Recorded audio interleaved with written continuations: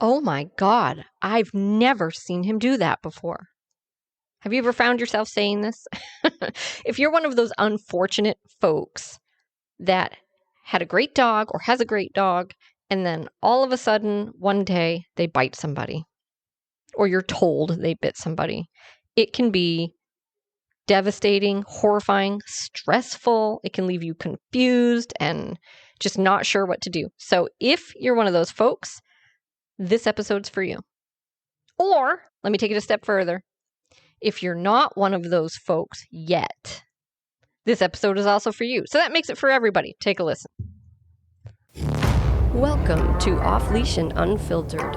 Trigger warning, I'm Katie Pepe, delivering the truth in dog training.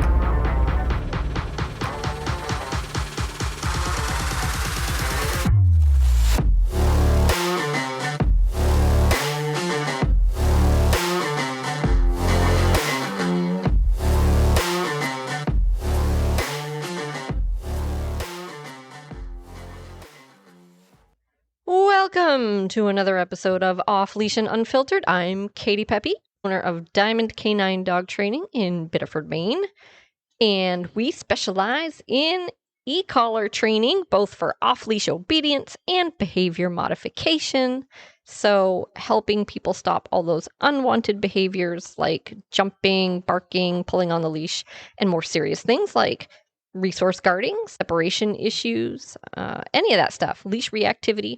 And we love doing in-depth state of mind work with anxious dogs, fearful dogs, and things of that nature. We also do puppy training. So that's who we are and what we do. And this podcast is our way of sharing everything we see, say, learn, and talk about every day with you guys. And hopefully you get something out of it that helps you with your own dog at home. I just got off the phone with a wonderful woman with a dog that she has had for many years. Dog is nearly a decade old. It's 9 years old.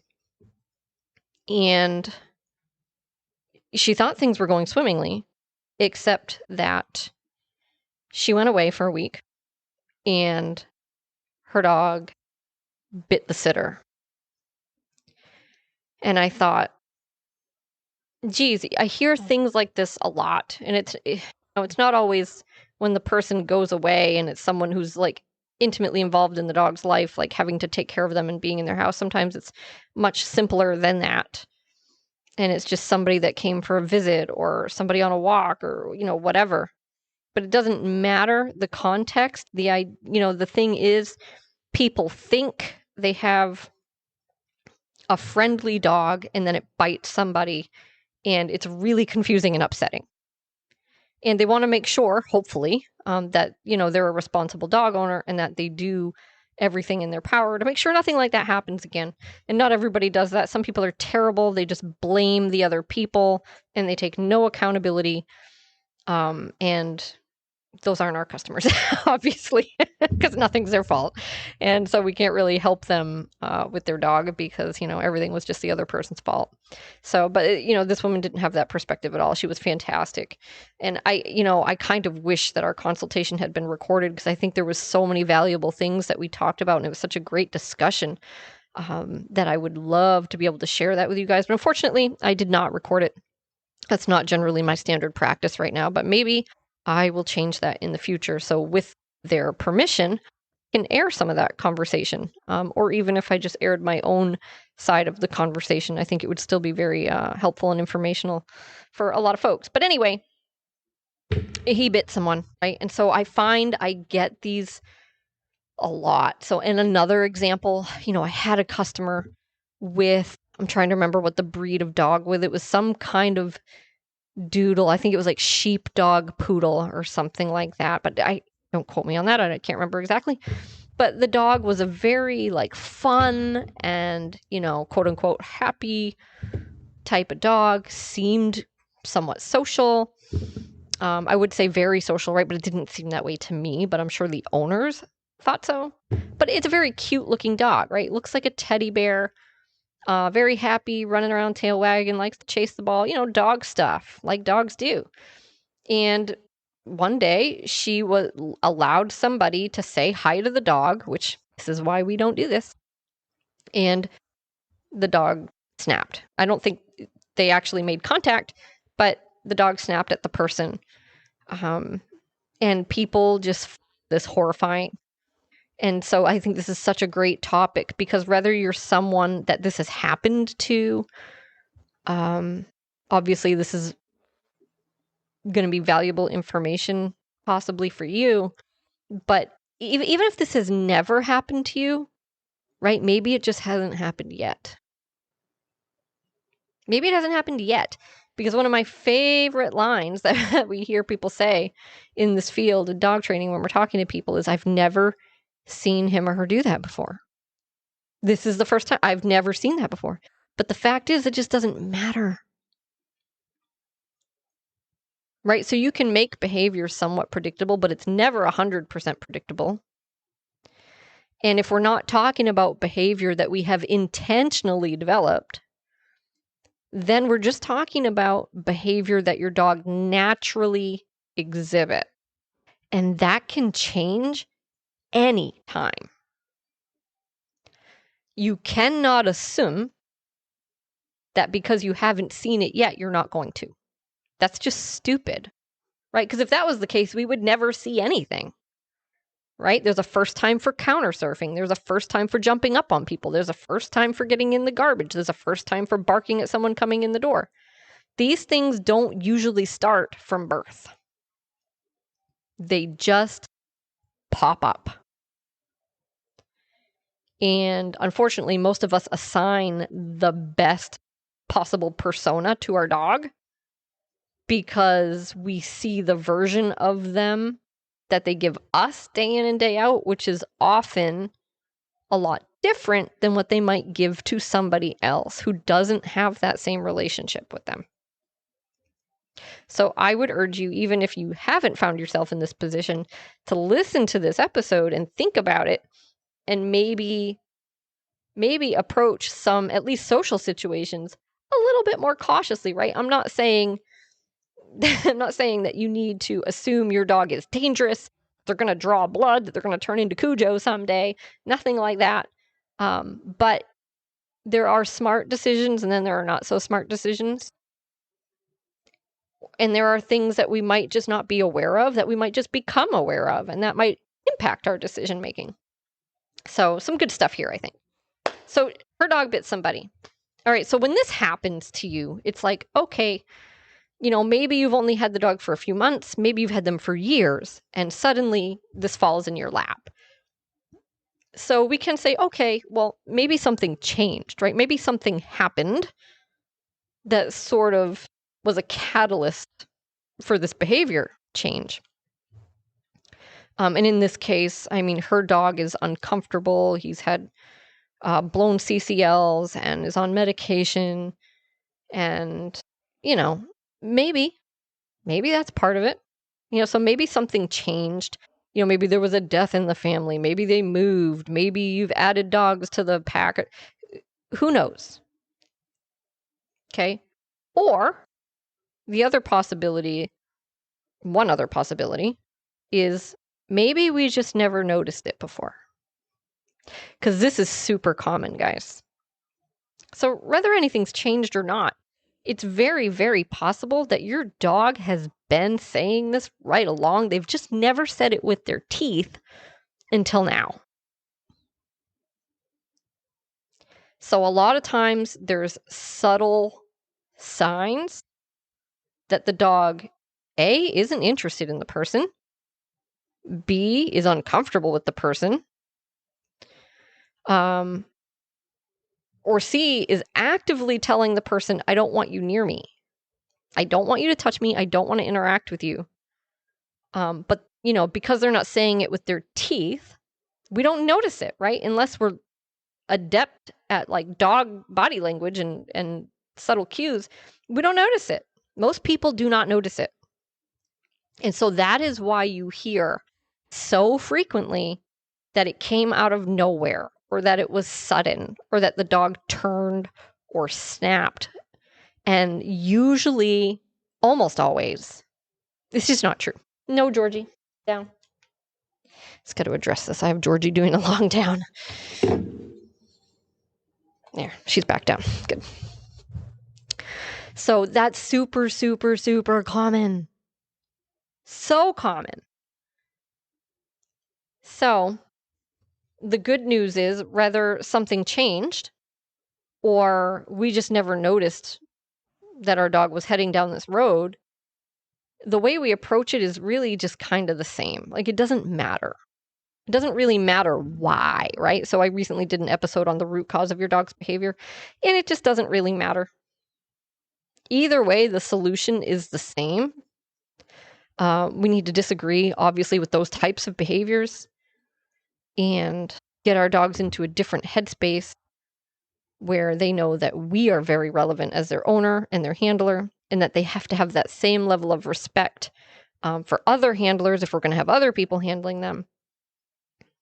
We need them to know that they're in a follower position, right? That when we're at home, it's not their house, it's our house. So dogs easily get into a headspace where this is my castle and these are all of my things. Right? Not all dogs, but a lot of dogs. So we got to get the dog into a different headspace. And so some of the things that I was describing to her about how we do that are, number one, first thing out of my mouth is restricting freedom. So 99% of people, obviously when we meet them, are letting their dogs just free roam around the house, free roam around the yard, right? They kind of go where they want, they lay where they want, and maybe that's fine if your dog's fine, right? But what if your dog's not fine and you just think they're fine? Then you get something like this that's happening, right? So restricting freedom is a big one. And that doesn't necessarily mean restricting all of their freedom or restricting it forever. But maybe we should practice that for a little while so we know our dog is in the best level-headed space possible. That we know our dog understands the dynamic and understands that I'm the one calling the shots and that this isn't their house. Maybe we should do this for a little while, right? So that would be smart. Restricting freedom by using a crate, number one. And usually, like what we'd like to see at a minimum is overnight when you're sleeping and when you're gone. And at least sometimes for chunks of time during the day, even when you're home.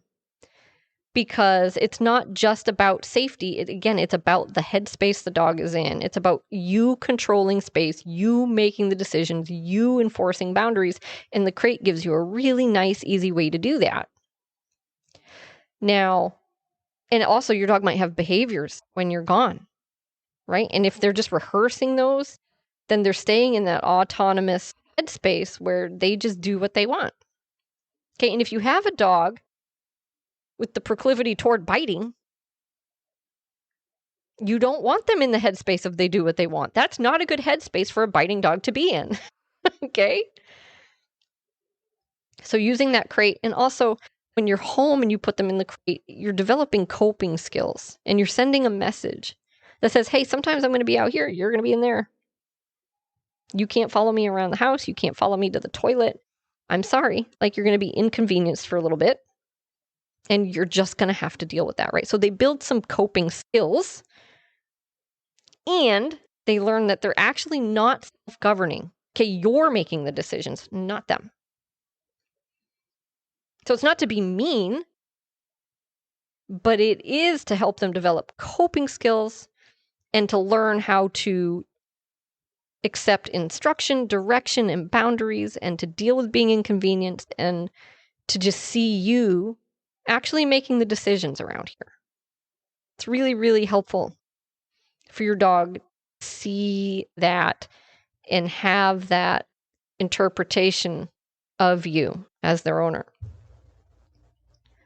So crate and place. If your dog has a good place command, of course you have to hold them accountable for it, then you can also use place a lot too, right? So they don't necessarily have to be in the kennel then. You can use place sometimes where your dog has to stay on their bed. And that's actually better in a way, as long as you're there to address mistakes, because your dog has to respect that place boundary and they have to choose to respect it because they know you require it, right? So that's actually a little bit harder than just putting them in the kennel and shutting the door, because they can't get out of the kennel. They know they can't get out of the kennel, which is fine, and I still like the kennel, right? But when you put them on place, it's something a little different. It's, she told me to go here, and even though it's physically open and I'm not being managed or restrained in any way, I still cannot choose to get up. So you can see how that's a slightly more powerful conversation with the dog. Okay. Tangible consequences for not listening.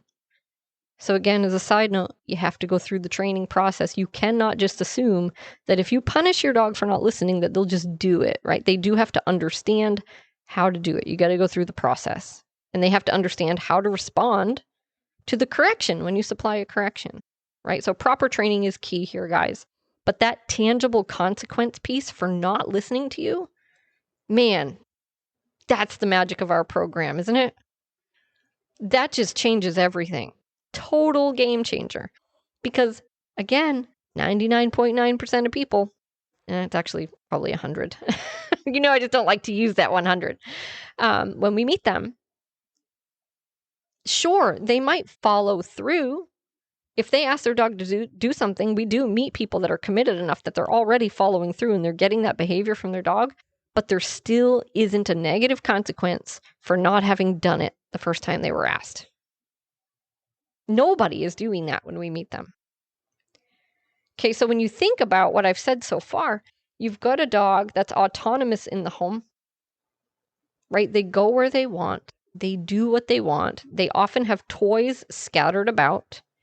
They're barking out the window at every animal, person, car, right? And these are the things that she described to me that's happening with their dog, right? So you have an autonomous dog that owns everything, is self-governing, interprets everything as his, and he does what he wants, he feels how he wants, he goes where he wants, and he's just free, right? And if she asks him to do something, he doesn't always do it, and that's just that, right? And if it's important to her, she'll get him to do it, but there's no consequence for it.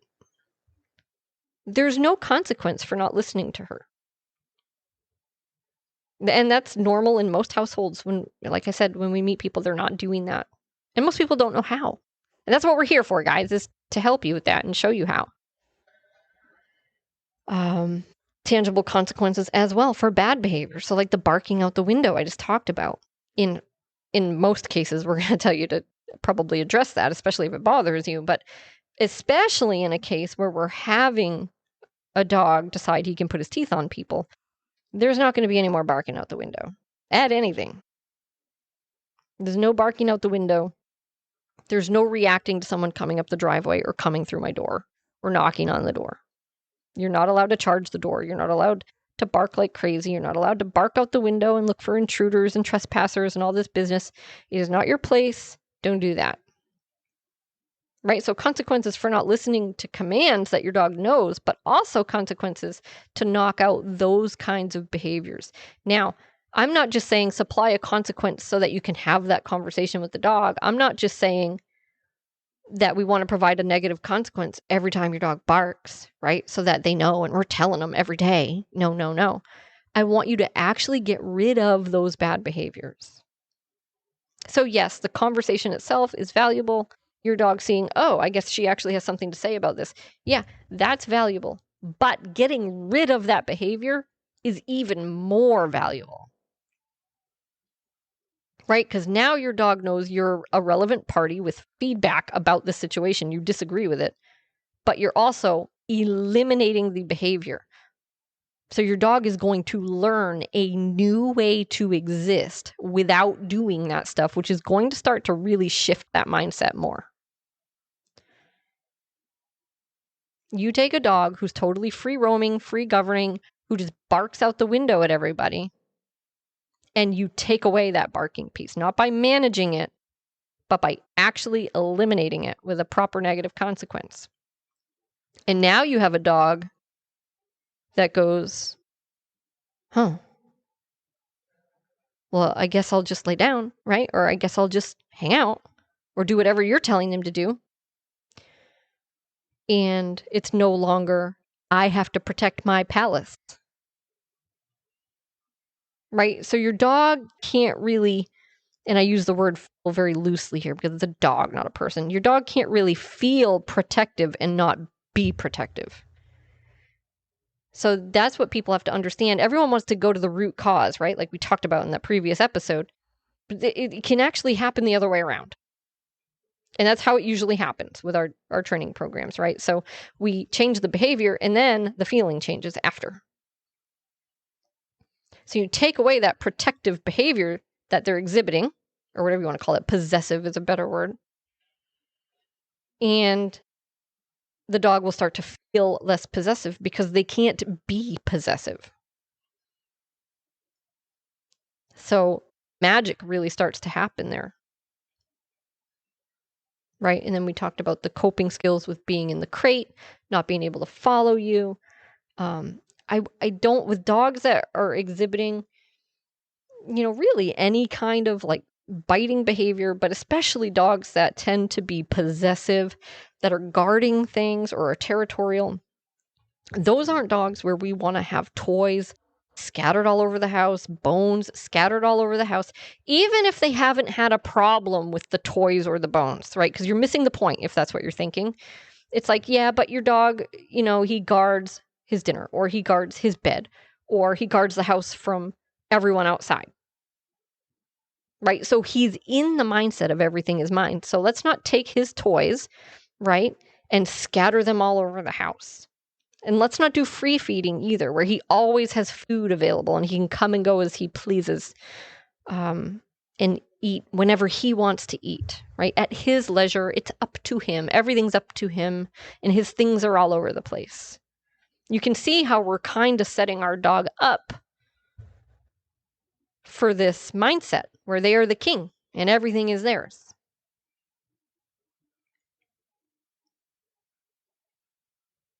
So you can't allow certain things when you have a dog that has decided to use their teeth on people. And some of those things that I would look for, we mentioned door charging, right? Barking out the window, growling, in any context really, aside from play. If you think it's a play when you're playing with your dog, that's hard fixation, right? So they can look around, right? But if they're staring at somebody, especially with big eyes, that's probably no good. I would not allow that, right? So having those conversations with your dog, hey, you can't stare at people hard like that. You can't track them with your eyes. You can't growl. You can't charge the door. You can't bark at them out the window. You're telling your dog, no. No, no, no, no, no. You are confused, my dear. This is not your job. I will let you know. Okay, someone comes in here to burglarize me, I will let you know. Because I'll probably be screaming, right? Your dog will know that's not a normal encounter. Because I get that question a lot. Well, what if someone does break in? It's like, well, first of all, what are the chances of that, right? It's not going to be the burglar that gets it. It's going to be like the UPS guy, the mailman. So just know. But usually, if you actually have a violent encounter like that, you have someone actually breaking into your home against your will, it's going to look a lot different.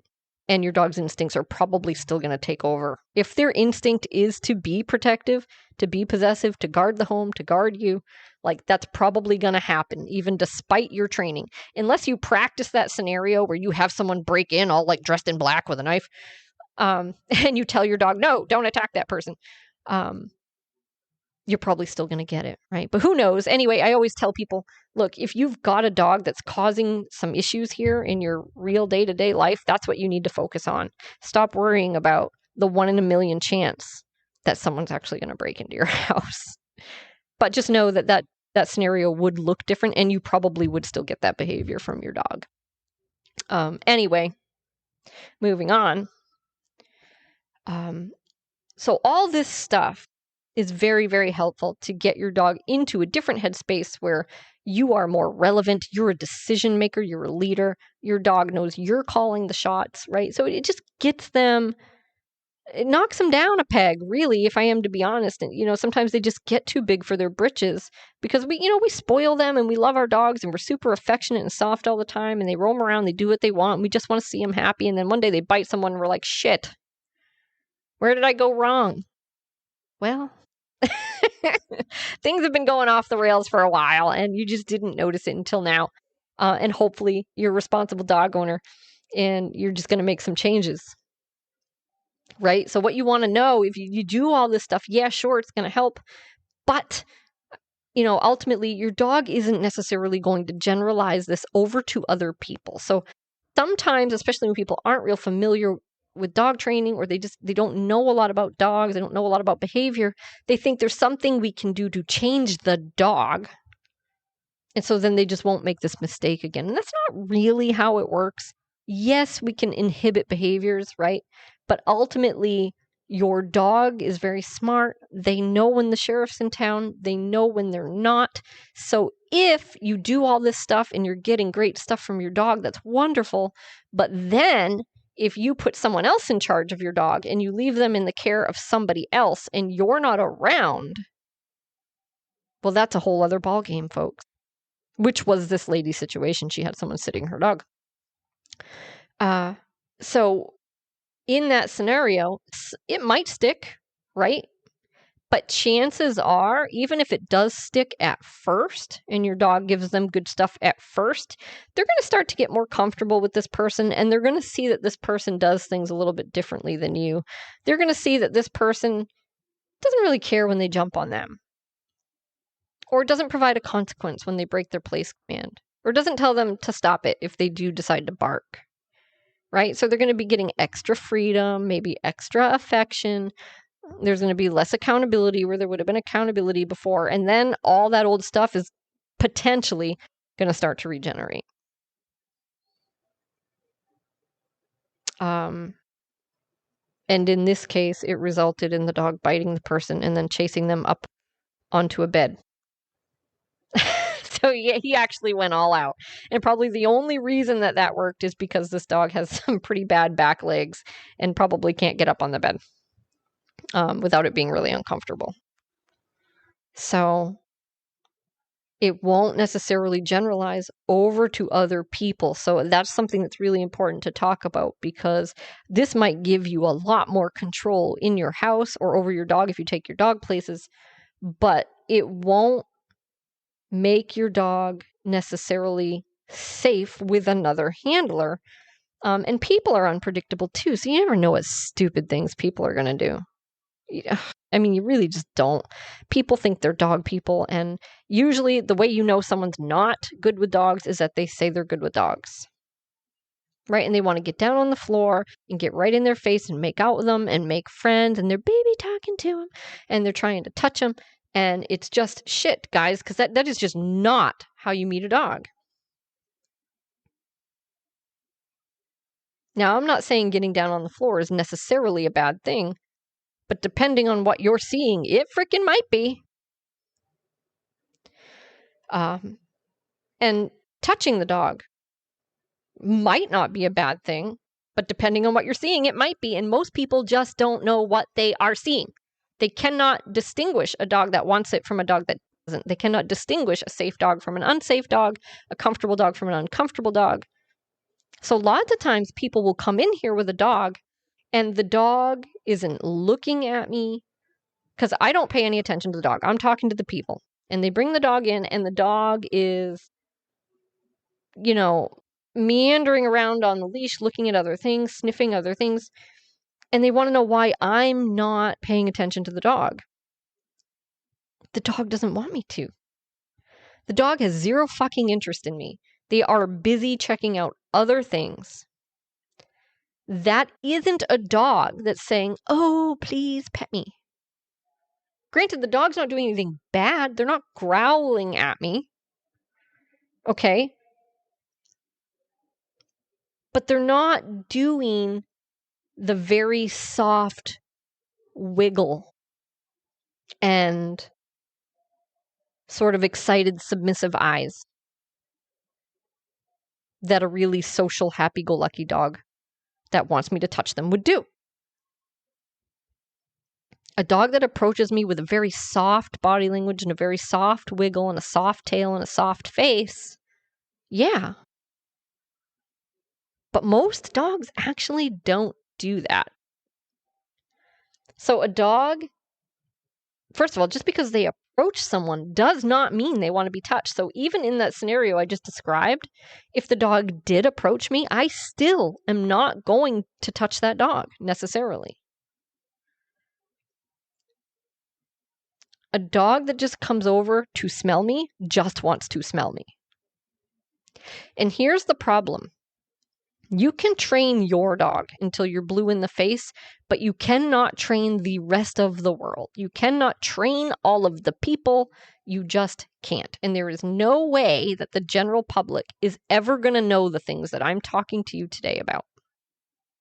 They just don't. So if you let your dog go sniff somebody, that person is going to put their hand out. That's why you shouldn't fucking do that. Pardon my English. I get pretty animated when I talk about some of this stuff just because I've seen it play out so many times and I've heard the stories so many times. People think the way to get their dog over discomfort is to let them meet more people. And it gets worse. It gets worse because we're putting the dog in a situation, again, where they're autonomous, they're self-governing, they're making their own decisions, they're not comfortable, and then the human does the normal human thing to do and put their hand out. And the dog says, "What the hell are you doing?" And they bite, right? Or they try to bite. And then everyone's aghast. "Oh my God. I'm so sorry. I've never seen him do that before." It's just normal, guys. So I'm not saying that your dog doesn't have any issues. I'm just saying dogs bite, man. Dogs bite. Especially dogs that are put in uncomfortable situations with people doing uncomfortable things to them, like sticking their hand out over their head and staring into their eyes. Especially dogs that are fully autonomous all day, every day. Running around, totally free, making their own choices. Lots of treats, lots of affection, but no rules, no boundaries, no consequences for anything. So if you don't incorporate any negative consequences into your dog's life, and I mean real consequences, punishment, whether it's for not listening or for doing bad behaviors, if you don't incorporate that into the relationship where appropriate, of course, you will see the worst version of your dog. I promise you, there is no other way for that to play out. And your dog might be very good, and it just never really matters. But not everyone's that lucky. I would argue most people aren't that lucky. It doesn't always end in a biting dog, but it always ends in some kind of problem. You will see the worst version of your dog. So if you plan on having someone else walk your dog, sit your dog while you're away, any of this stuff, this is a person that needs to understand dogs, or at the very least, they need to know what you do with your dog and that you expect them to do the same. And I'm not saying, let's say you do like a thorough e-collar program with your dog, which is like what we would love to see everybody do when they're in a situation like this, right? Because that's just optimal. I'm not saying that they have to be an e-collar expert and that they have to do everything perfectly exactly the way you would. But at a minimum, they should be holding the dog accountable for any bad behaviors like window barking. They should know how to do that. And if they're going to be giving the dog commands, they should understand what those commands mean and that they need to hold the dog accountable for that as well, right? So let's say you just want them to use the place command and not allow, barking, jumping. You need to show them how to do that. They need to know how to hold your dog accountable. They need to know what your rules are, and they need to be willing to enforce them, at least the important ones, right? And if some of the other little things have backslid a little while you were gone, no big deal, right? But if you just let them run amok with the other person, they're going to learn that, and those bad behaviors may very well regenerate while you're away. Because they go, oh, this is a different ball game, right? So this dog chased this girl like across the house or whatever into another room up on the bed. And I don't know what the whole setup there was, but he chased her anyway. That's what she says, and I believe it, right? Because it's a dog that's just very much in that mindset of, this is my palace, lady, and you're clearly a doormat, so I am going to assert myself, right? And that's all that was. And that's just natural dog behavior, guys. I know it's not pleasant, but dogs are not teddy bears. So they'll just do this stuff, and it doesn't make them good or bad. It just makes them a dog. And she asked me, you wouldn't consider this aggressive, would you? He's not an aggressive dog. And I said, all dogs are aggressive. Aggressive isn't an on-off, black, white, yes, no thing. It's a spectrum, in a sense, right? So I think dogs fall on a spectrum, right? Because some dogs are highly likely to do an aggressive behavior. They do it faster. They do it more intense, right? Other dogs are much less likely, right? So your dog falls somewhere on that spectrum. Some dogs, it's very, very difficult to get them to bite, right? You'd have to make them actually fear for their life and be causing pain, or who knows, right, to get them to bite. Right? They just won't do it unless their life depends on it, or they feel that way. And then other dogs are very quick to bite. So you could say the dog exists somewhere on that spectrum. But no matter where they are on that spectrum, it can just happen. That's just how behavior works. New things just happen. The brain takes new routes, tries something different. So nothing really surprises me anymore.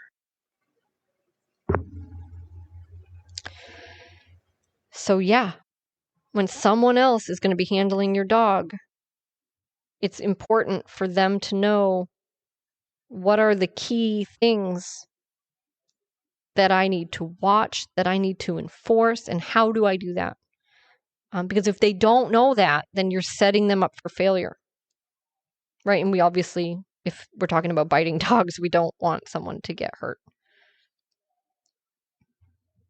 And as you move through your day-to-day life, I highly recommend a crate in situations where you're not confident.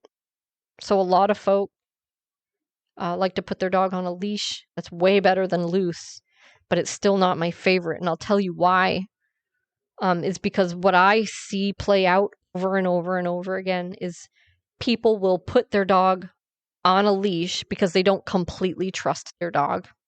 And they know the dog can be a little unsure because he's either exhibited that before, or maybe he's let out a little growl before, or maybe he's even bit somebody. And so they put the dog on a leash. But what do they do next? Well, I'll tell you what they do next. They cautiously allow the dog to approach a person. And all we're doing in that situation is we're putting the dog on a leash, and we're putting him in a position again to make all the decisions and to feel all the feelings with no real instruction, no clear path to walk. We're saying, just have at it, buddy.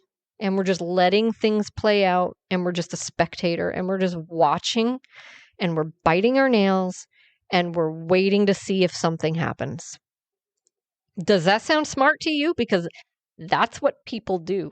And I see it, and I see it here. They let their dogs approach us, which, by the way, is a no-no. Until we know your dog very well, Your dog is not allowed to approach us unless we say so. So it's putting the dog in a bad position and we're just spectating.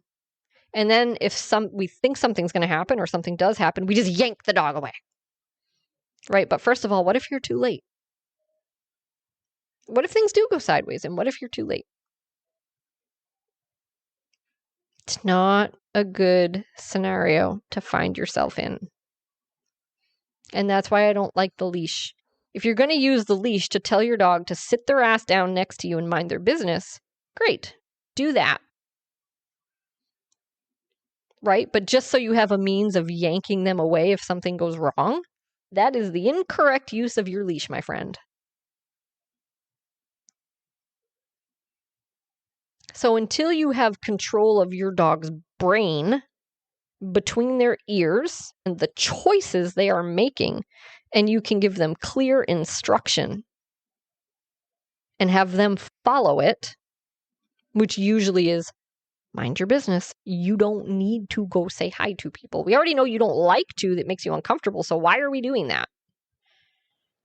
By the way, the reason most dogs are doing that is so that they can go assess the threat. Because people find that confusing. Like, why is my dog running up to people and then biting them or threatening them? Your dog is running up to people because, number one, they just don't know what else to do. They're aroused and they're often assessing the threat. And I can tell you, most of the time, your dog isn't going to walk away. Like, even after they go and they sniff the person, they're not going to get enough out of that interaction, that little sniffing moment, to decide that person's just totally fine. Right? I'm not saying they're going to go sniff the person and then attack them necessarily. They might. Right? But there's no way they're going to come out of that with, oh yeah, this person's totally fine. Right? So they're still going to be on edge. But that's usually why I think they're doing that, is they're threat assessing.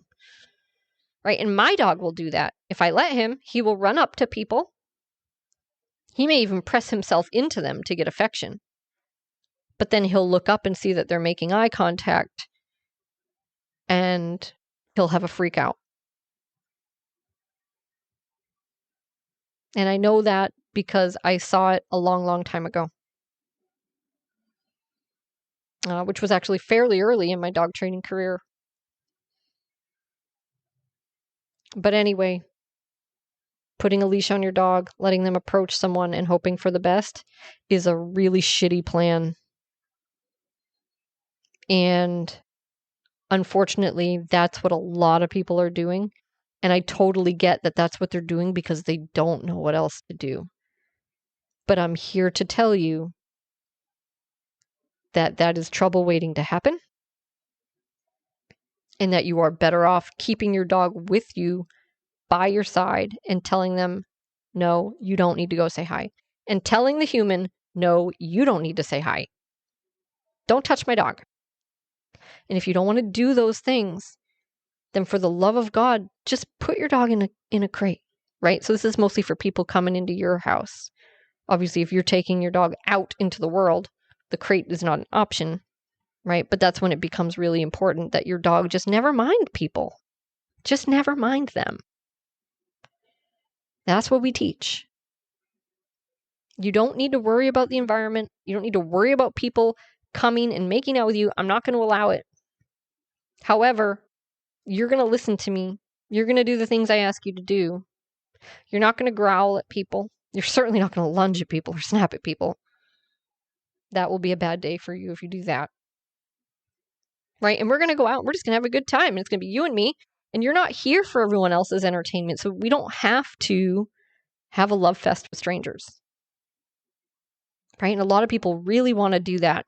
And I just don't get it because it's not for the dog. We already know the dog doesn't like it. I think some people are convinced in their heads that even though the dog bites, that they like it and that they're just scared, like they don't know the person's good. And it's like, yeah, but they don't know the person's good. In a sense, I might agree with that because like the person's an outsider, right?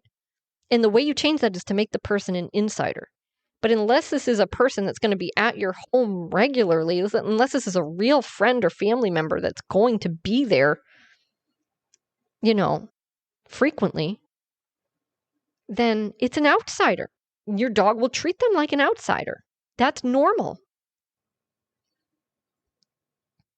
Teaching your dog to love having interactions with outsiders and to trust them and think they're great, that's a fantasy. So I think it's just really important to have realistic expectations of our dog and realize when we're just trying to give ourselves the warm fuzzies versus do what's actually realistic and what's right for the dog and what's right for the safety of everybody else as well. Right? So in our training programs, we definitely teach dogs to make better decisions. We teach people to have dogs to have more respect for people, make their owners more relevant, teach their owners that, if this won't transfer to other people unless they make it transfer to other people, and to use their management techniques when they need to. Put your dog in a crate when service people are coming in. It is the safest thing to do, right? Unless you can trust your dog. That is safe. It'll just make everything less stressful for everybody. But that's it, guys. And so as a reminder, don't be surprised when your dog does anything for the first time. It doesn't matter that you've never seen him do it before. It was bound to happen. Eventually, there's a first time for everything that happens. Please send me your questions and suggestions for topics to cover. You can send them to me at Kati@diamondcanine.com. That's Kati, no E, at DIAMONDCANINE.com. Would love to hear from you. Okay, guys, that's it for today. Thank you so much for joining me, and I look forward to next time.